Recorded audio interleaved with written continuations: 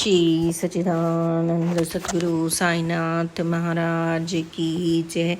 श्री साई शक्ति में आज हम 10, 11 और 12 अध्याय का वर्णन करेंगे। आप उनकी अनोखी कथाओं को अवश्य ही सुने। 3 दिनों तक बिना तेल के ही बाबा की ज्योत जलती रही। साईं बाबा की महिमा अपरंपार है और उनकी लीला भी अनोखी है। बाबा के चमत्कार की है अनोखी कहानी श्री पीडी गुप्ता के शब्दों में। बात दिसंबर 1981 की है। मैं दिल्ली से बम्बई गया था। एक छोटे से मंदिर के सामने अक्सर लोगों की लंबी लाइन दिखाई पड़ती थी, परंतु मैं कभी भी ना तो वहाँ रुका और ना ही कभी यह जानने की कोशिश की कि यह मंदिर किसका है। जून 1983 से मार्च 1984 तक कोई काम ना होने के कारण मैं बहुत परेशान था। इसी बीच मेरे एक मित्र ने मुझे शिरडी जाने की सलाह दी। मैं परेशान था, यह सोचकर कि एक तो काम नहीं, दूसरा यह फिजूल खर्च करने के लिए क्या लाभ। अपने मित्र के अनुरोध पर मैं शिरडी गया। जब मैं वापस आया तो मेरे घर पर एक पुराने मित्र का टेलीग्राम मिला। संदेश था, आप फौरन मेरे पास आइए, आपके लायक काम तैयार है। मेरे लिए यह हैरानी की बात थी, क्योंकि मुझे टेंडर डालने के बाद काम मिलता है और यह काम मुझे बिना टेंडर के ही दिया गया था। इसके बाद मुझे तो नहीं, परंतु मेरी पत्नी का बाबा पर बहुत विश्वास हो गया और हम लोग अक्सर शिरडी जाने लगे। बाबा में श्रद्धा होने के कारण हम लोगों ने घर में बाबा की अखंड ज्योति जलानी शुरू कर दी। इस ज्योति में जो तेल हम लोग डालते थे वह अक्सर 12 से 16 घंटे तक चलता था। सन 1988 में बम्बई के एक काम के लिए मेरी पत्नी ने बाबा से बहुत प्रार्थना की, क्योंकि वह काम बम्बई में मेरे घर के सामने था। दूसरा काम अहमदाबाद में होने के कारण बम्बई में बच्चों की पढ़ाई से परिवार परेशान रहता था। बम्बई का यह टेंडर मैंने बहुत मुश्किल से डाला, क्योंकि अत्यधिक वर्षा के कारण रास्ते पानी से भर गए थे। निम्नतम रेट होने के कारण भी यह टेंडर मुझे नहीं मिल पाया। मेरी पत्नी काफ़ी दुखी होकर कहने लगी कि मैं शिरडी नहीं जाऊंगी। मेरी भी बाबा के प्रति निष्ठा कम हो गई, लेकिन तुरंत मन में विचार आया, शायद इसी में ही मेरी भलाई हो। एक बार 3 दिनों के लिए हमारे पूरे परिवार को बाहर जाना था। 72 घंटे तक इस ज्योति में तेल ना डाल सके। जब हम लोग 3 दिनों के बाद वापस आए तो सोचा बाबा की ज्योति जला दें। जब ज्योति जलाने पहुँचे तो हम सभी यह देखकर हैरान रह गए कि ज्योति पूर्ववत जल रही है और उसमें तेल भी था। बाबा का यह अनोखा चमत्कार देखकर बाबा में हम लोगों की श्रद्धा अटल हो गई। श्री सच्चिदानंद सतगुरु साईनाथ महाराज की जय। श्रद्धा और सबूरी से ही होगा बेड़ा पार। मैं साईं भक्त हिसार का रहने वाला हूँ। दिल्ली में कामकाज के सिलसिले में आया हूँ। मेरा काम भी साईं कृपा से बहुत अच्छा जम गया। लगभग 2 साल पहले मैं बहुत ही परेशान रहता था। मैं जब रानी बाग छोड़कर रोहिणी सेक्टर 7 में आया, तब शिरडी साईं बाबा मंदिर में बाबा के दर्शन हुए। तब मुझे लगा मानो बाबा अपने मधुर मुख से कह रहे हों, श्रद्धा और सब्र रखो, तुम्हें तुम्हारी मंजिल अवश्य ही मिलेगी। आज मैंने बाबा के साई राम नाम जाप पुस्तिका के 7 पाठ पूरे कर लिए। पुस्तिका पर लगी बाबा की प्रतिमा से मैंने अकेले में ही बैठकर कई बार बातें की हैं। हंसा हूँ, रोया हूँ, क्योंकि दिल्ली में मैं अकेला ही रहता हूँ। मेरी बाबा से एक प्रार्थना है कि मेरी सारी खुशियाँ ले लेना, मगर मेरी श्रद्धा कभी कम ना करना। मुझे दर्शन देते रहना। हे साईनाथ, सबको अच्छी बुद्धि देना, सबका भला करना, सबका कल्याण करना। अपनी प्रतिमा आँखों में और अपना मीठा नाम साईं सदा मुख में रहने देना। श्री सच्चिदानंद सतगुरु साईनाथ महाराज की जय।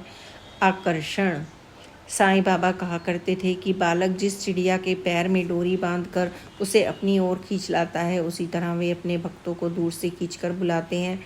इस बात में सच्चाई अवश्य है। हजारों लाखों लोग किसी न किसी तरह से बाबा की ओर आकर्षित होकर शरणागत होते रहते हैं, जबकि उन्हें समाधि लिए हुए 79 वर्ष हो रहे हैं। उनका वचन मुझे जीवित ही जानो, अनुभव करो, सत्य पहचानो, निसंदेह होता है।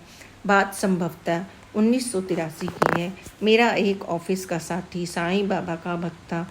वह मंदिर जाया करता था और हमें प्रसाद दिया करता था। उसने अपने हाथ में बाबा जी की चांदी की अंगूठी पहन रखी थी। जब भी मैं उनके हाथ की ओर देखता तो अंगूठी में बना बाबा का चित्र मुझे अपनी तरफ आकर्षित करता और मेरे मन में भी यह लालसा उठी कि मैं भी ऐसी ही एक अंगूठी पहनूं।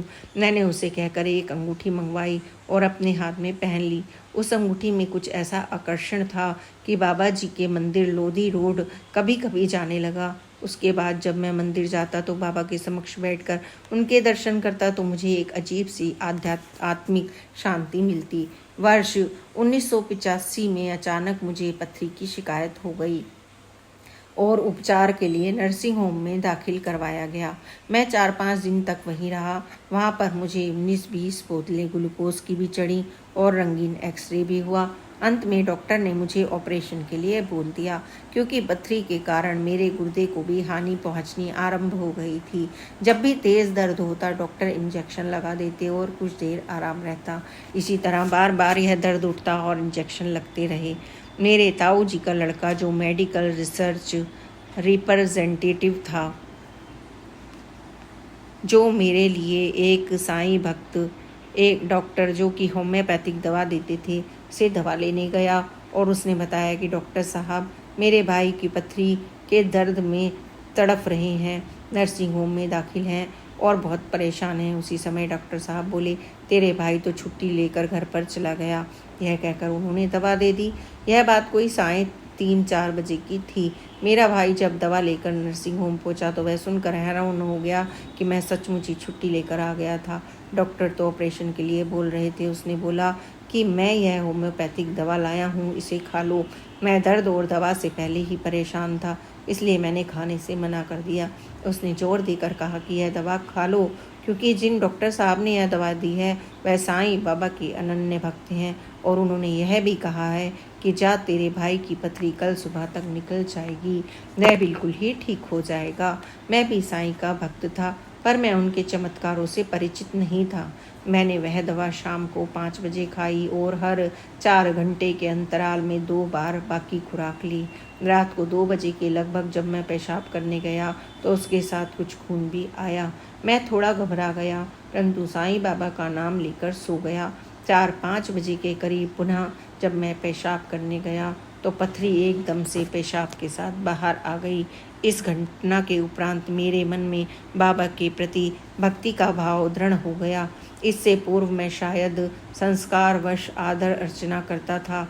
मैंने अनुभव किया कि मेरे मन में अगर कोई इच्छा जागृत हुई तो बाबा ने अपने ढंग से उसकी शीघ्र ही पूर्ति कर दी। बाबा ने उनके प्रति मेरी निष्ठा और सबूरी अविचल हो रही, यही मेरी प्रार्थना बाबा से है। उन्होंने मुझे सब कुछ दिया है, प्रिय संबंधियों का प्रेम, मान, प्रतिष्ठा, जीवन की सुख सुविधाएं, सभी कुछ उनकी कृपा से मुझे प्राप्त हो रही हैं। बस वे मुझे अपने निकट ही रखें, यही प्रार्थना है। उनके वचन सत्य हैं। भार तुम्हारा मुझ पर होगा, वचन न मेरा झूठा होगा। आओ सहायता लो भरपूर, जो मांगा वह नहीं है दूर। मुझ में लीन वचन मन काया, उसका ऋण नहीं कभी चुकाया। बाबा ने मुझे आकृष्ट कर लिया। श्री सच्चिदानंद सद्गुरु साईनाथ महाराज की जय। आज बस इतना ही। आगे की कथा आप कल अवश्य ही सुने और बाबा की कृपा और दया को प्राप्त करें। Please like, subscribe and share this channel.